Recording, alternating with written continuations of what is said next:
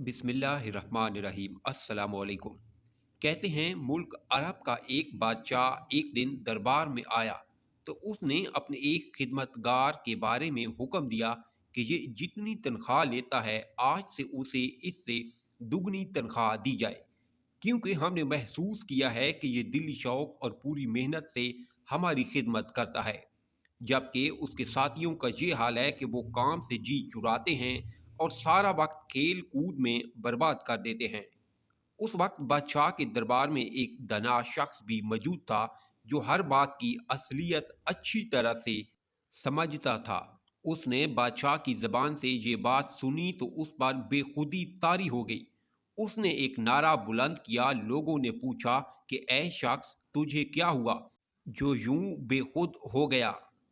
उसने जवाब दिया, मेरी ये हालत ये सोच कर हुई है कि अल्लाह पाक भी अपने बंदों के दर्जे उसी तरह मुकर्रर करता है जिस तरह हमारे बादशाह ने अपने खिदमतगारों के दर्जे मुकर्रर किए हैं।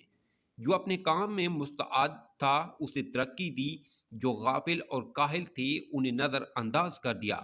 बस यूं ही जो खुदा के इताअत गुजार हैं इनाम पाएंगे, जो गाफिल हैं महरूम रहेंगे।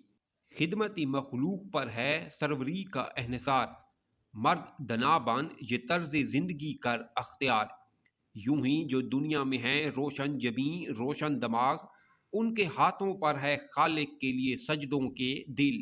वजाहत। इस हिकायत में हजरत सादी रहमतुल्लाह अलैह ने खिदमत खल्क की अहमियत वाज़ेह करके इताअत खालिक की तरफ तवज्जो दिलाई है और मुदल्लल अंदाज में ये बात बताई है कि जो लोग दुनियावी ज़िंदगी में अपने मालिक और खालिक के खुदा को राज़ी करने के लिए मुशक्क़त उठाएंगे, बादशाह के फ़र्ज शनास नौकर की तरह ज़रूर इनामात से नवाजे जाएंगे।